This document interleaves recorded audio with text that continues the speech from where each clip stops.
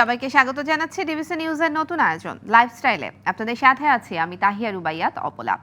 শুদ্ধাচার এটি নিশ্চিতভাবে ভালো মানুষের ভূষণ। শুদ্ধাচারী মানুষ মাত্রই ভালো মানুষ। সোনার বাংলা গড়ার প্রত্যয়ে জাতীয় শুদ্ধাচার কৌশলকে আমরা অভিনন্দন জানাই। স্বাভাবিকভাবেই শুদ্ধাচারী জাতি নির্মাণে এই শুদ্ধাচারের চর্চাটা শুরু হতে হবে পরিবার থেকেই। পরিবারে শুদ্ধাচারের চর্চা শুরু হলে তা ছড়িয়ে পড়বে চারপাশে, সমাজে, তারই প্রভাব পড়বে জাতীয় জীবনে। অনুষ্ঠানের শুরুতেই থাকছে শুদ্ধাচার চর্চা। আসুন শুদ্ধাচারী হই। কর্মব্যস্ত ও সফল মানুষেরা সময়ানুবর্তী, তাই সময়কে সম্মান করুন। ভোরে ঘুম থেকে উঠুন, অনাবিল হাসিতে দিনের কাজ শুরু করুন, সারাটা দিন ভালো যাবে। হাতঘড়ি পরুন, বাসায় ও অফিসে দেয়াল ঘড়ি রাখুন। অ্যাপয়েন্টমেন্ট থাকলে নির্দিষ্ট সময়ের কমপক্ষে 5 মিনিট আগেই উপস্থিত হন। মনে থাকার জন্য প্রয়োজনে লিখে রাখুন।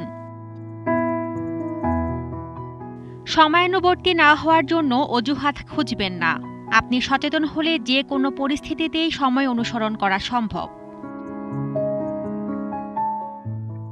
অফিসে বা প্রতিষ্ঠানে যিনি সময়ানুবর্তী তাকে উদাহরণ হিসেবে গ্রহণ করুন। অন্যেরা দেরি করেছে বলে আপনিও স্রোতে গা ভাসাবেন না।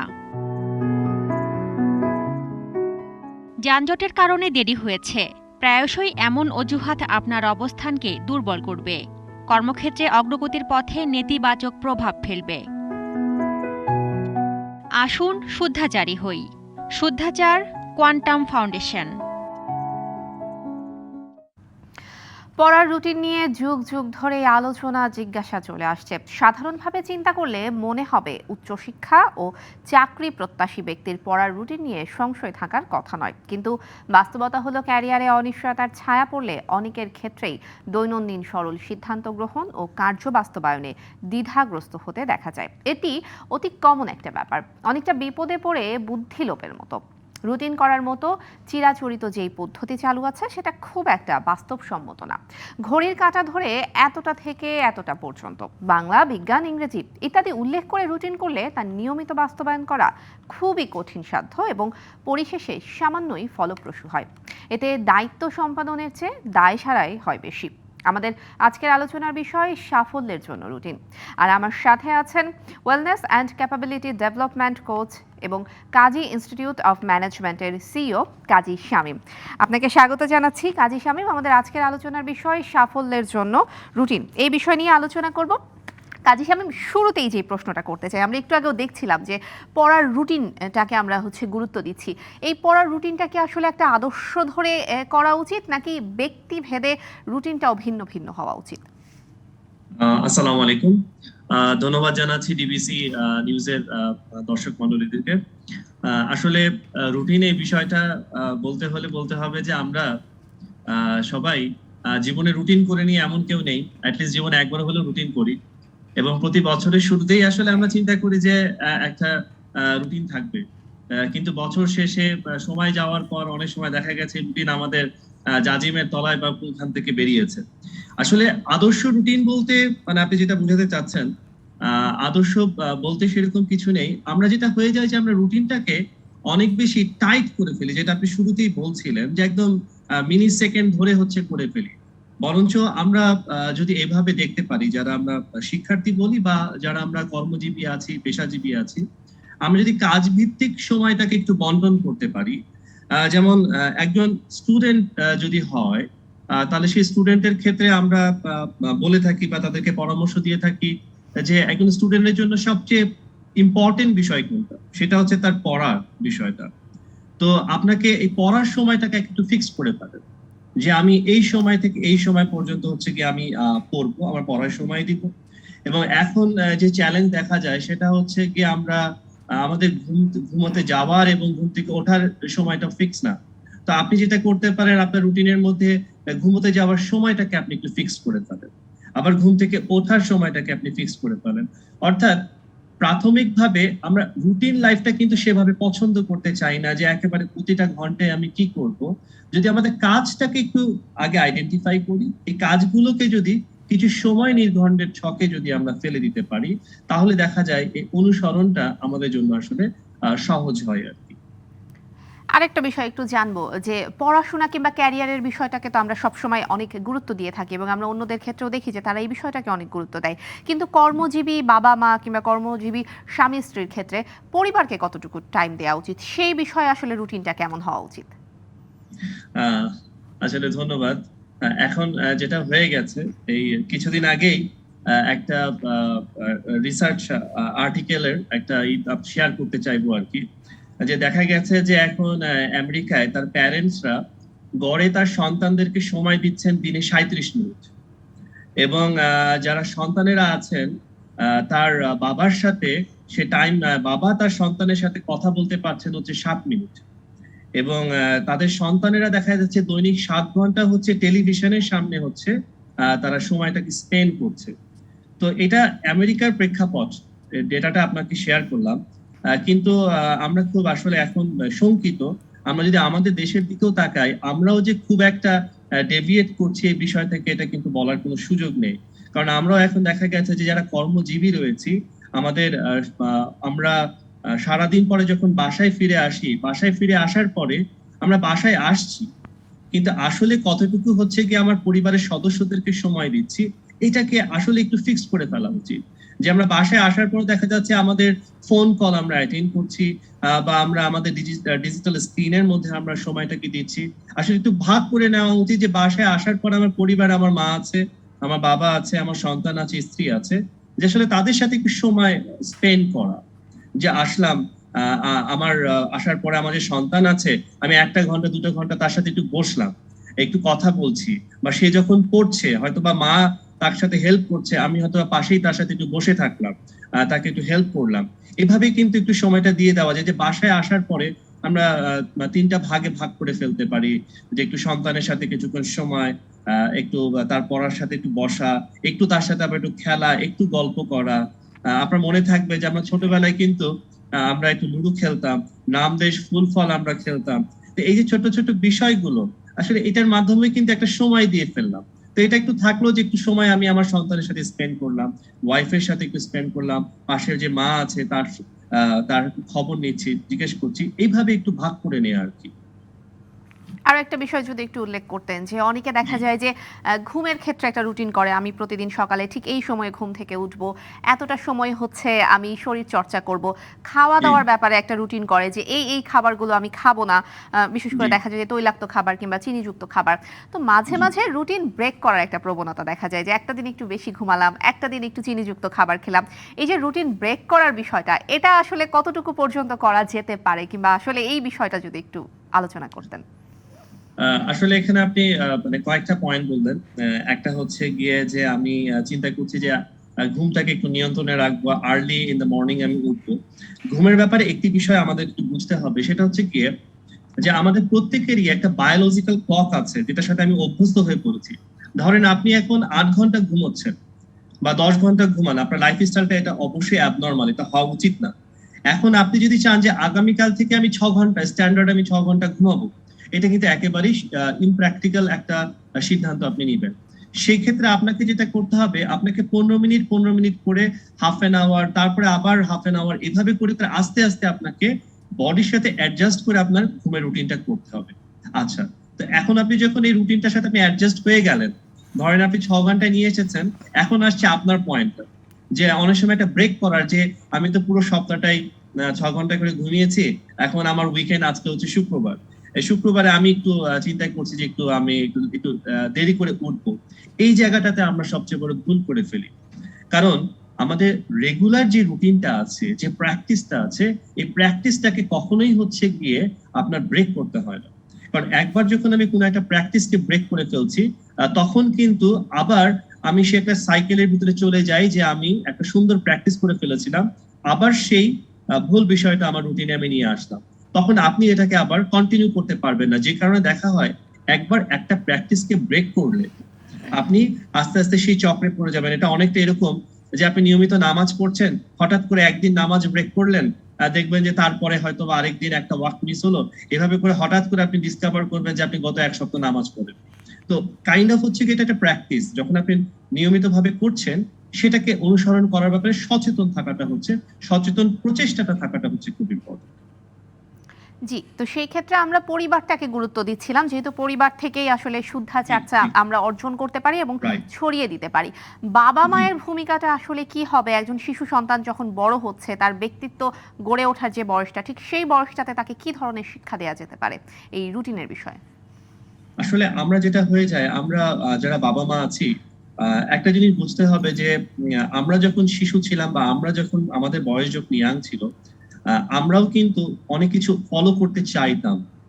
তো সেই ক্ষেত্রে এখন আমরা যারা বাবা মা অনেক বেশি সচেতন, আমরা চাই যে আমার সন্তান হচ্ছে কি খুব ভালো করুক, ক্যারিয়ারে ভালো করুক। তো সেই ক্ষেত্রে দেখা যাচ্ছে অনেক সময় আমরা তাকে খুব স্ট্রেস দিয়ে ফেলি, প্রেশার দিয়ে ফেলি। একটু ফ্লেক্সিবল করা উচিত। যদি আমরা তাদেরকে একটু ফ্লেক্সিবল করি যে এটা কেন করতে হবে, প্রথমে ছোট ছোট যেই তার জন্য যেটা বলেছিলাম যে পড়ার সময়টাকে একটু ফিক্স করে দেওয়া, ঘুমানোর টাইমটা, ঘুমোতে যাওয়া এবং ঘুম থেকে ওঠার যে সময়টা, প্লাস এখন যে ডিজিটাল স্ক্রিনের যে টাইমটা, আপনি চাইলেই এখন তাকে ওখান থেকে হঠাৎ করে অভ্যস্ত হয়ে গেছে, আপনি ফেরাতে পারবেন না। গ্র্যাজুয়ালি আস্তে আস্তে করা।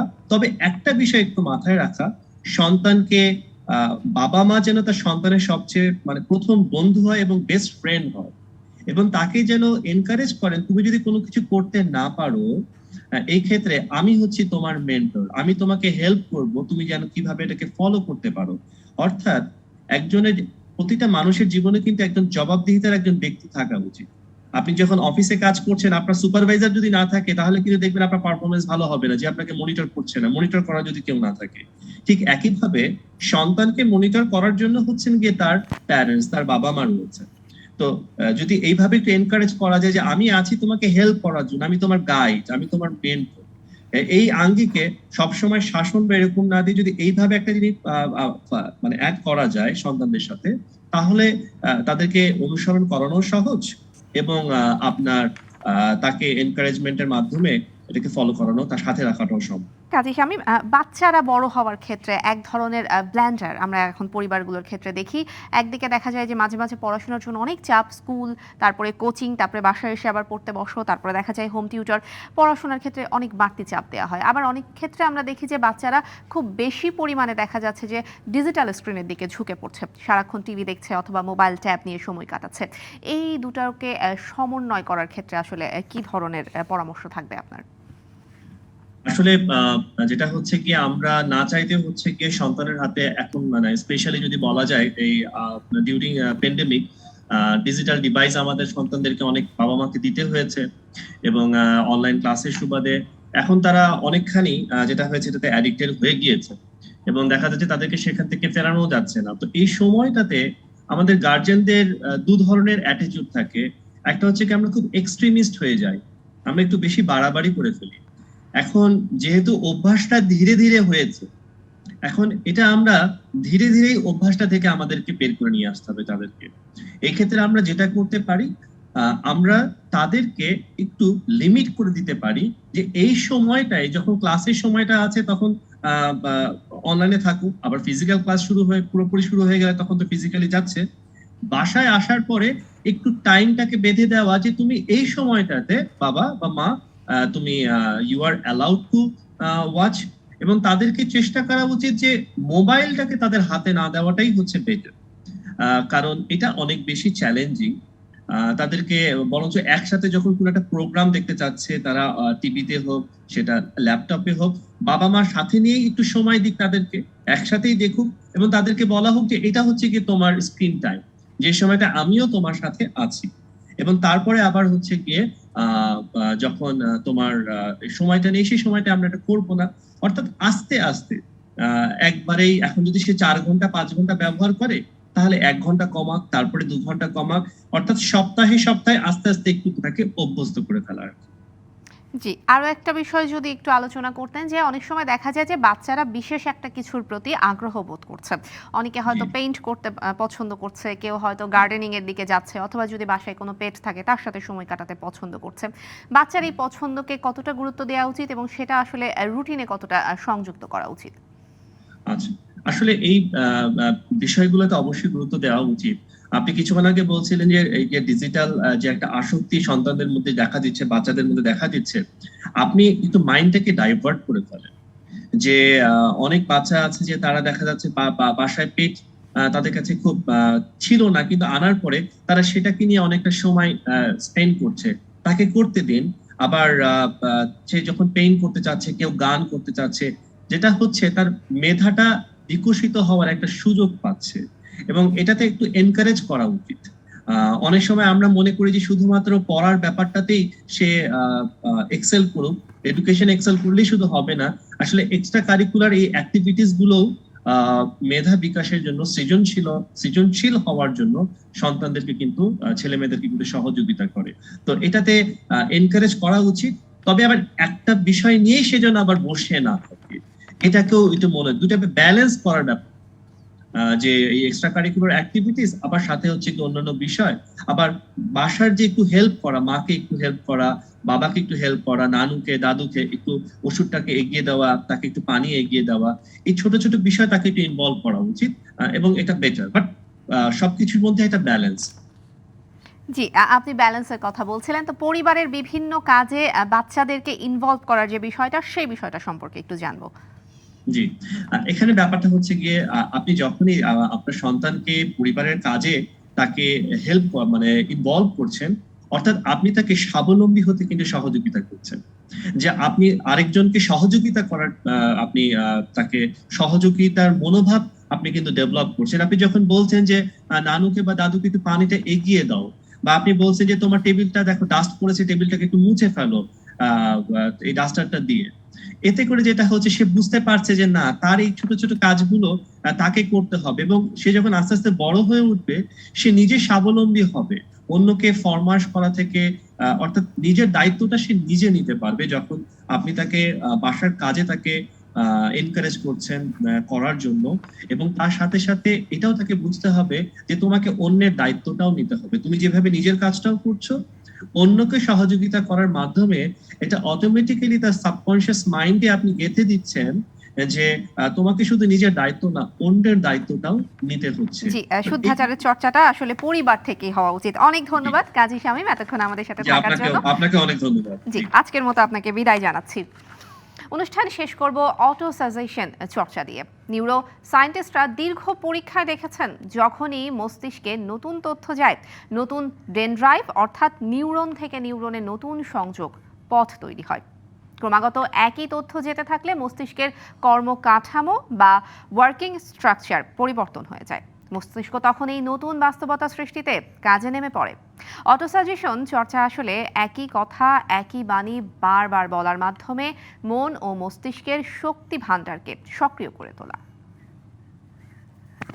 আমাদের আজকের অটোসাজেশন: নরকে যাওয়ার প্রধান রাজপথ আলস্য, তাই আমি পরিকল্পিত কর্মব্যস্ত জীবন করব।